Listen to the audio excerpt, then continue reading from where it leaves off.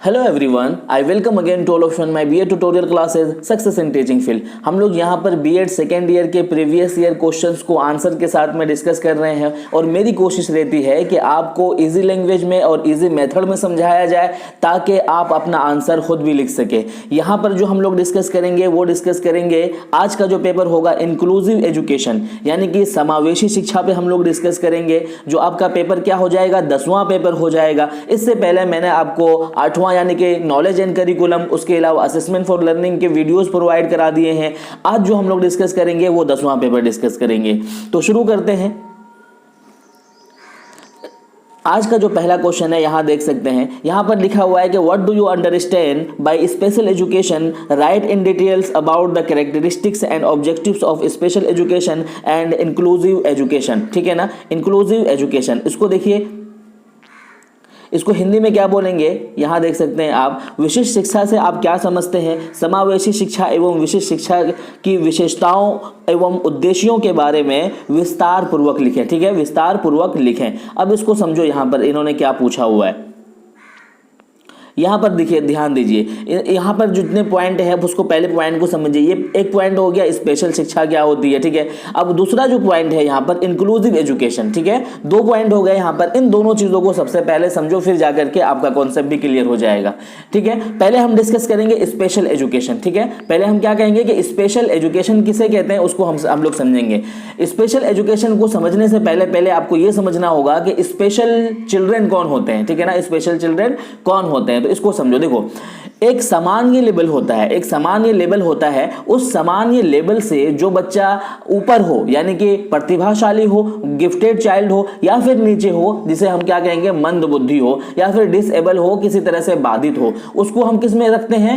Exceptional children में रखते हैं यानी कि स्पेशल चिल्ड्रन में रखते हैं। है ना, क्या नहीं समझ में आया? देखो, एक होगा कि एक बच्चा या तो एक जो सामान्य लेवल है उस सामान्य लेवल से क्या है, मानसिक लेवल पर, फिजिकल लेवल पर, है ना, क्या कहते हैं कि इकोनॉमिक लेवल पर, किसी भी लेवल पर, या तो वो स्लो लर्नर है या फिर वो क्या कहते हैं डिसेबल है किसी भी तरीके से, तो वो क्या हो गया, सामान्य लेवल से अलग हो गया। या फिर वो बहुत ज्यादा प्रतिभाशाली है यानी कि गिफ्टेड चाइल्ड है, उसका दिमाग का जो बुद्धि है वो बहुत ज्यादा है ना, तो इनको हम क्या कहेंगे? इनको हम कहेंगे स्पेशल चिल्ड्रन। अब स्पेशल चिल्ड्रन को स्पेशल एजुकेशन की रिक्वायरमेंट होगी, जो यहां पर इन्होंने पूछा हुआ है, तो ऑब्वियसली स्पेशल एजुकेशन की रिक्वायरमेंट तो होगी, क्योंकि विशेष शिक्षा के अंतर्गत विशेष क्या कहते हैं कि विशेष आवश्यकता वाले बच्चों को अलग विद्यालयों में शिक्षा दी जाती है। अब समझो इसको कि इस स्पेशल एजुकेशन को किस तरीके से अप्लाई किया जाएगा। जब ये विशिष्ट बालक है, अब ये डिफाइन हो गया विशिष्ट बालक कौन है, या तो मंद बुद्धि वाले हैं या तो प्रतिभाशाली वाले बच्चे हैं यानी कि सामान्य लेवल से ऊपर या नीचे हैं, तो उसको किस में रखेंगे? स्पेशल एजुकेशन, क्या स्पेशल कैटेगरी में।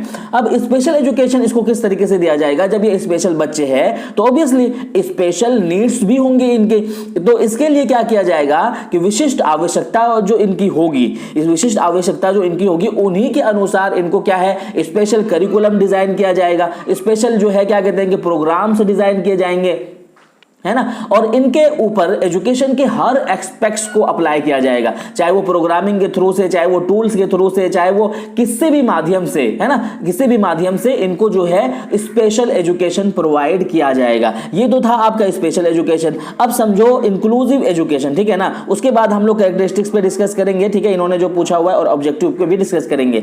अब आप क्या समझोगे इंक्लूसिव एजुकेशन क्या होता है? देखो, इंक्लूसिव एजुकेशन को हिंदी में क्या कहते हैं, समावेशी शिक्षा बोलते हैं। तो समावेशी शिक्षा वो है जिसमें के विशिष्ट यानी कि एक्सेप्शनल बालक, जैसे कि मंद बुद्धि हो गया, है ना, या फिर प्रतिभाशाली बालक, है ना, उसमें कौन कौन हो जाएंगे? चाहे वो क्या कहते हैं कि फिजिकल हैंडीकैप है, चाहे वो अंधे हैं, बहरे हैं, काने हैं, किसी भी तरीके से उसमें क्या है कमियां हैं, यानी कि एक सामान्य लेवल से जो बच्चा है ना उससे एक्सेप्शनल है वो बच्चा। तो अब क्या है कि उन बच्चों को समावेश करना यानी कि उनको एक साथ में मिला करके एजुकेशन देना। ठीक है, समावेश समझ में आ गया।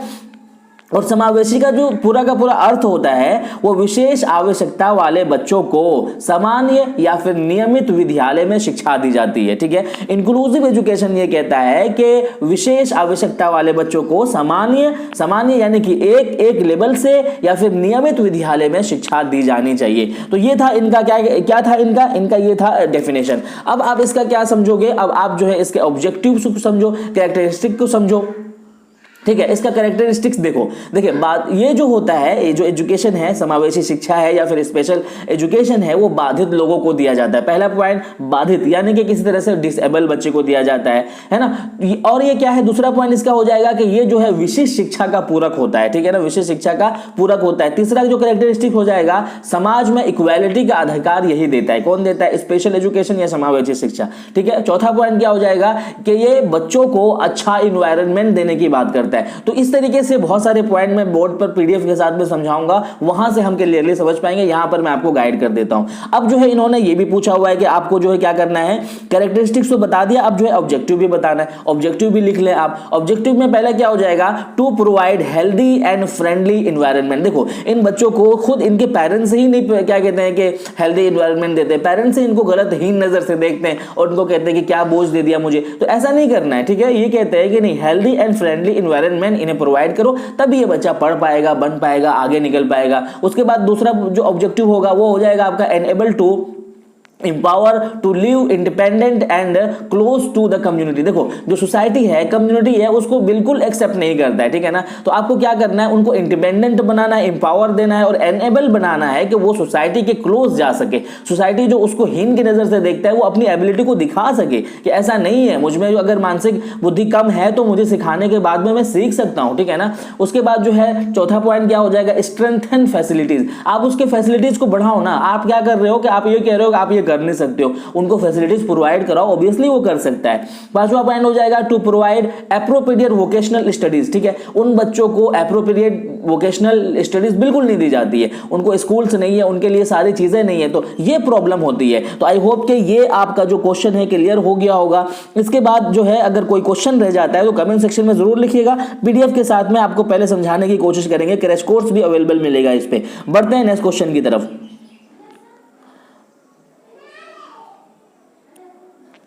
नेक्स्ट क्वेश्चन में देखते हैं, ये कहा जा रहा है कि discuss the role of resource teachers in inclusive education of children with special need. फिर से इन्होंने इंक्लूड कर दिया इंक्लूसिव एजुकेशन और स्पेशल नीड्स। अभी आपको मैंने समझाया कि इंक्लूसिव एजुकेशन क्या होता है, स्पेशल नीड्स क्या होता है। बच्चों अब आप इसको समझो, रिसोर्स टीचर यानी कि बहुत सारे उसके साथ में क्या कहते हैं कि संसाधन हो। एक टीचर ऐसा हो जो बहुत संसाधन उसके साथ में हो, बहुत सारे रिसोर्सेज उसके पास में हो।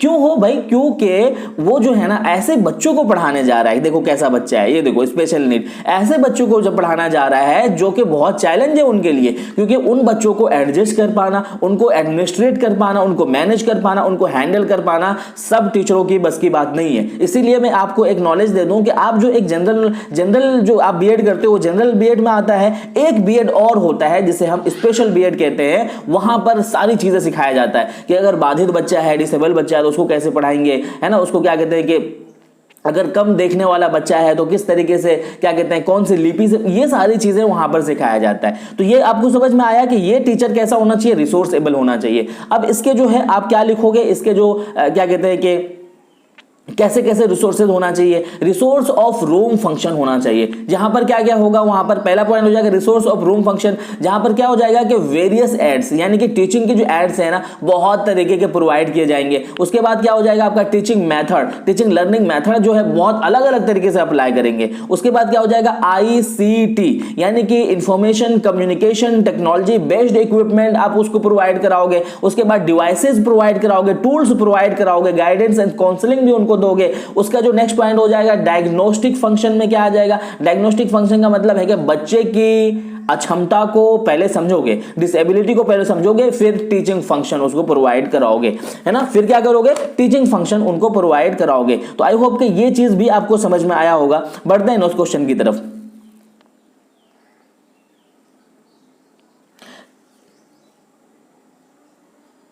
तीसरा जो क्वेश्चन है यहां देख सकते हैं आप, तीसरे क्वेश्चन में क्या कहा जा रहा है, ये कह रहे हैं explain the salient future of national policy on disability सन 2006 यानी कि 2006 in context of inclusive education. देखो बच्चे, इंक्लूसिव एजुकेशन के अकॉर्डिंग नेशनल पॉलिसी है ना। इंक्लूसिव एजुकेशन के according national policy for person with disability आया था। ये कब आया था? 15 फरवरी सन 2006 में आया था। ये किसके अंतर्गत आया था? ये आया था ministry of social justice empowerment. ठीक है, अब ये समझो कि ये क्यों आया था। इसका जो साइलेंट फीचर है वो तो मैं डिस्कस करूंगा, लेकिन ये समझो कि ये क्यों आया था। ये आया था इंश्योर करने के लिए और इनहेंस करने के लिए कि क्या करने के लिए? इनहेंस क्या करने के लिए? The inclusive education equal rights. ठीक है ना, तो इक्वल राइट्स। ठीक है, प्रमोट ऑफ एनजीओ सोशल, है ना, सिक्योरिटी। देखो इसको समझो अच्छे तरीके से। ये आया था कि इंश्योर कर सके कि इंक्लूसिव एजुकेशन कितना इंप्लीमेंट हो रहा है, कितना आगे बढ़ रहा है, कौन कौन इस पर काम कर रहा है, इस पर काम हो भी रहा है कि नहीं हो रहा है, और इसको एनहेंस करने के लिए, बढ़ाने के लिए। और क्या है कि राइट टू एजुकेशन, यानी कि इक्वल एजुकेशन देने के लिए ये आया था। और ये जो है इस पर काम कर रहा था नेशनल, क्या है, national policy for person with disability, जो है इंक्लूसिव एजुकेशन पे काम कर रहा था कि कैसे कैसे इक्वलिटी दे रहा है कि नहीं, समावेशी शिक्षा चल रहा है कि नहीं, विद्यालय इसके बने हुए हैं कि नहीं बने हुए हैं, ये सारी चीजें अप्लाई करने के लिए ये आया था। अब इसके आपको क्या करना है? साइलेंट फीचर्स बताना है। ठीक है, साइलेंट फीचर में क्या क्या हो जाएगा, मैं कुछ आपको एग्जाम्पल दे देता हूं। पहला पॉइंट हो जाएगा कि बैरियर फ्री एनवायरनमेंट। ठीक है ना, जो इंक्लूसिव बच्चे थे या फिर जो स्पेशल बच्चे थे, इनको बैरियर फ्री एनवायरनमेंट नहीं मिल रहा था। इनको क्या कर रहे थे कि आप लोग जो क्या कर रहे थे कि भाई इनको बाधित बता रहे थे। इनको कह रहे थे भाई ये तो क्या है, ये डिसेबल बच्चे, ये कैसे पढ़ेंगे। तो आपको ये क्या कहता है, इसके फीचर्स कहते हैं कि बैरियर फ्री एनवायरनमेंट दो। ऐसा मत करो आप ना, उनको बैरियर में मत रखो, आप उसको फ्री कर दो, जिस तरीके से वो चाहे सीखे, जिसके साथ में चाहे सीखे। समावेशी शिक्षा यही कहता है ना कि आप ना एक, क्या कहता है ये समावेशी शिक्षा? ये कहता है कि सामान्य विद्यालय में उनको शिक्षा दी जानी चाहिए। ठीक है, अगर आप जो है अंधे को अंधे के साथ में बिठाओगे तो वो क्या कहते हैं कि पढ़ कैसे पाएगा? तो वो तब पढ़ पाएगा ना जब उसको कोई देखने वाले के साथ में बिठाओगे। तो क्या क्या कहता है कि बैरियर फ्री आप एनवायरनमेंट प्रोवाइड कराओ। दूसरा पॉइंट क्या हो जाएगा? दूसरा पॉइंट होगा इशूज ऑफ डिसएबिलिटी सर्टिफिकेट। इनको डिसएबिलिटी सर्टिफिकेट ही इशू नहीं करा के दिया जाता था, जिसके बिहाफ पर इसको लोग कुछ मानते ही नहीं थे। अब जो है इनके अधिकार के लिए ये कहता है कि इनको डिसएबल सर्टिफिकेट प्रोवाइड करो। वुमेन क्या कहते हैं, वुमेन विद डिसएबिलिटी, वुमेन के साथ में जो डिसएबिलिटी है उनको आप प्रोवाइड कराओ, है ना। उसके बाद है सोशल सिक्योरिटी। सिक्योरिटी का क्या मतलब है कि उनको हर तरह की फैसिलिटीज प्रोवाइड कराओ, जिन भी प्रॉब्लम से वो जूझ रहे हैं, अगर पैसे नहीं है तो वो प्रोवाइड कराओ। जहां गवर्नमेंट ने भी ये कहा था कि जहां तक गवर्नमेंट नहीं पहुंच पाती है वहां पर क्या करना है आपको? एनजीओ, है ना, एनजीओ का जो प्रोग्राम है वो वहां तक पहुंच सकता है। तो एनजीओ के माध्यम से भी आप उनको क्या कराओ, उसको जो है आप चीजें क्या कहते हैं, प्रमोट करो, प्रोवाइड कराओ। तो आई होप कि ये भी आपको समझ में आया होगा, है ना। बढ़ते हैं नेक्स्ट क्वेश्चन की तरफ। नेक्स्ट क्वेश्चन में कहा जा रहा है कि discuss the role of composite regional centres, यानी कि CRCs and district disability rehabilitation centres, यानी कि DDRCs फॉर चिल्ड्रन एजुकेशन। देखो ये वही चिल्ड्रन एजुकेशन है जो स्पेशल कह लो या फिर इंक्लूसिव एजुकेशन कह लो। ठीक है ना, इसमें दो पॉइंट है। दो पॉइंट क्या है आपका? कंपोजिट रीजनल सेंटर्स यानी कि CCR, दूसरा है आपका डिसेबिलिटी, है ना, रिहेबिलिटेशन यानी कि DDRC। इसमें दो पॉइंट है। अब इसको अच्छे से समझो। पहले जो हम डिस्कस करेंगे, पहले किसको डिस्कस करेंगे? पहले CRC को डिस्कस करते हैं। ठीक है, कंपोजिट रीजनल सेंटर्स किसको कहते हैं, इसको आप अच्छे तरीके से समझो। Composite regional center is a part of our all strategies to research infrastructure capability building at central, state and district। ठीक है, central, state and district awareness। इसका क्या काम था? ये पहले तो ये समझो कि ये CRCs है क्या। ये एक तरह का जो है सेंटर है। ठीक है, ये एक तरह का सेंटर है जो ये कहता है कि our all strategy research infrastructure, इस तरीके के जो बच्चे हैं, जो बाधित बच्चे हैं, जो डिसेबल बच्चे हैं, जो विशिष्ट बालक है, उन बालकों के लिए जो विद्यालय प्रोवाइड कराना, है ना, कि विद्यालय प्रोवाइड कराना कि उनको फैसिलिटीज दी जा रही है कि नहीं। और ऑल स्ट्रेटेजीज फॉर, चाहे कि इंफ्रास्ट्रक्चर की बात हो, चाहे कैपेबिलिटी की बात हो, चाहे वो बिल्डिंग की बात हो, है ना, इस तरह की चीजें उनको प्रोवाइड हो रही है कि नहीं, ये देखने के लिए ये संस्था बनाया गया था। उसके अंदर में awareness generation, training of rehabilitation, यानी कि जो बच्चे विशिष्ट है उनको जो है ट्रेनिंग दी जा रही है कि नहीं जा रही है, अवेयरनेस फैलाया जा रहा है कि नहीं फैलाया जा रहा है। सपोज दैट कि अवेयरनेस कैसे, अवेयरनेस इस तरीके से जैसे कि आपने देखा होगा कि पोलियो का जो टीकाकरण है ना, या फिर आज की डेट में जो अवेयरनेस किस तरीके से है, कोरोना वायरस का जो अभी टीकाकरण चल रहा है उसी के तरीके से आपने देखा होगा कि जो कंडोम का जो क्या कहते हैं प्रचार होता था। ये जो अवेयरनेस है कि भाई आप ना पोलियो के बूंद पियो नहीं तो आप जो है बाधित हो जाओगे, ऐसी चीजें अवेयरनेस को फैलाने के लिए और उसकी देखरेख करने के लिए CCR बनाया गया था। स्टार्टिंग में जब ये बना था तो उसके कितने सेंटर थे, 6 सेंटर थे, और आज की डेट में इसके 8 सेंटर है। अगर आप एग्जाम में ये सेंटर से लिख दोगे तो आपका जो आंसर है वो बहुत ज्यादा इफेक्टिव होगा। पहला हो जाएगा कश्मीर में है, दूसरा हिमाचल प्रदेश में, तीसरा जो है आपका यूपी में है, चौथा आपका मध्य प्रदेश में है, और पांचवा आपका बिहार कहां पर है, पटना में है, छठा आपका आसाम हो जाएगा, गुजरात हो जाएगा, और उसके बाद में लास्ट में केरला हो जाएगा। तो यहाँ ऐसे सेंटर से पाए जाते हैं। उसके बाद जो दूसरा पॉइंट इन्होंने पूछा हुआ है क्या कहते हैं DDRC, यानी कि डिसएबिलिटी रिहेबिलिटेशन सेंटर्स कहाँ है और ये क्या बात करते हैं। पहले तो ये समझो कि ये कब बनाया गया। DDRC जो है ये बनाया गया था सन 2000 में ये बनाया गया था, और ये किसके अंडर में बनाया गया था, ये भी ministry of social justice empowerment के अंडर में बनाया गया था। अब इसका जो एम है, इसका जो उद्देश्य है वो क्या था, इसका उद्देश्य था कि PWD के एम को इंप्लीमेंट करना। इसका मकसद था कि PWD जो लोग हैं यानी कि जो विशिष्ट लोग हैं उनको क्या करना, उनको पूरी तरीके से इंप्लीमेंट करना, ये इनका काम था। ठीक है ना। वर्क और क्या काम था इनका, मकसद ये था कि work a grass root level of district village for facilities infrastructure awareness. इनका यही काम था कि विलेज में जाकर के, है ना, रूट लेवल पर, ग्रास रूट लेवल पर जाकर के आपको काम करना है, उसको फैसिलिटीज प्रोवाइड कराना है, हर तरह की चीजें उनको प्रोवाइड कराना है। ठीक है ना, इतना समझ में आया। अब जो है DDRC के जो ऑब्जेक्टिव्स है उसको समझ लो आप, बहुत अच्छे तरीके से इसका एग्जांपल भी लिख पाओगे। ठीक है, इसका पहला है पॉइंट आपका identification of person with disability through survey. ये कहता है कि सबसे पहला इसका जो पहला फीचर है, पहला जो इसका कैरेक्टरिस्टिक्स है वो ये कहता है कि भाई आप ना आइडेंटिफाई करो कि डिसेबल पर्सन है कौन और डिसेबल पर्सन क्या है। सर्वे करो, सर्वे के माध्यम से देखो कि डिसेबल पर्सन है क्या और वो क्यों हो रहा है और वो कितना है और क्या उसका इलाज हो सकता है और उसकी क्या क्या सुविधाएं प्रोवाइड करना चाहिए। दूसरा पॉइंट हो जाएगा अर्ली इन्वेंटेशन। अर्ली इन्वेंटेशन मतलब होता है कि आप ना उसका जल्दी से जान करके उसके इलाज को शुरू करो, है ना। बहुत से लोग कहते हैं कि अरे ये तो डिसेबल है, इसका कोई इलाज नहीं, बट बहुत सारे फैसिलिटीज ये प्रोवाइड कराता है कि नहीं उसका इलाज हो सकता है, ट्रीटमेंट हो सकता है। उसके अलावा अवेयरनेस जनरेशन, यानी कि जो प्रॉब्लम हो रही है, ये जनरेशन झेल रहा है प्रॉब्लम को, उन चीजों को आप आगे की जनरेशन ना झेले, अवेयरनेस फैलाओ। ठीक है, उसके बाद हो जाता है अरेंजमेंट। उनके लिए क्या कहते हैं कि लोन अरेंजमेंट करो, पैसे का ये करो, उनको बिजनेस दो, उनको जॉब दो। ये सारी चीजें देने के लिए कौन आता है, ये दोनों जो है संस्थाएं बनाई जाती है। तो आई होप कि ये भी आपको समझ में आया होगा। बढ़ते हैं नेक्स्ट क्वेश्चन की तरफ।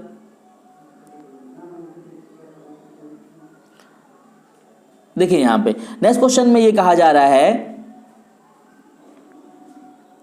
कि discuss some pedagogical strategies of inclusive education for class learning. ठीक है ना, ये कह रहा है कि पेडागोजिकल स्ट्रैटेजीज को आप बताना है जो कहां पर अप्लाई होगा, ये अप्लाई होगा आपका इंक्लूसिव एजुकेशन के अकॉर्डिंग। तो पेडागोजिकल अप्रोच क्या होता है, पेडागोजी का मतलब क्या होता है कि आप किस तरीके से इनको पढ़ाओगे। ठीक है ना, पढ़ाने का तरीका क्या होगा आपका। ठीक है, आप तो पूरी तरीके से जानते हो कि जो इंक्लूसिव एजुकेशन है, इंक्लूसिव एजुकेशन के अकॉर्डिंग में बच्चे को समावेश करके पढ़ाया जाता है। तो उसमें क्या देखा जाएगा कि use of variety of teaching method, यहां पर जो है बहुत अलग अलग तरीके से वैरायटी ऑफ टीचिंग मेथड को प्रोवाइड किया जाएगा। ठीक है ना, प्रोवाइड रियल लाइफ एग्जाम्पल। ठीक है, उनको रियल लाइफ एग्जाम्पल दिया जाएगा, है ना, उनको पनिश नहीं दिया जाएगा, है ना। क्या कहते हैं कि किसके लिए, छोटी सिली मिस्टेक के लिए उसको पनिश नहीं दिया जाएगा।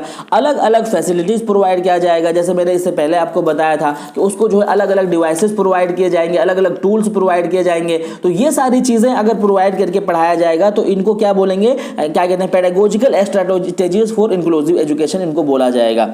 अब देखते हैं नेक्स्ट क्वेश्चन में क्या कहा जा रहा है। ये देखिए नेक्स्ट क्वेश्चन जो है यहाँ पर इन्होंने दिया हुआ है कि आपको क्या करना है, right short notes on following. ठीक है, नीचे जो दो क्वेश्चन दिए हुए इन पर शॉर्ट नोट्स लिखना है आपको। पहला क्या हो जाएगा, अंडरस्टैंडिंग डाइवर्सिटीज इन एजुकेशन।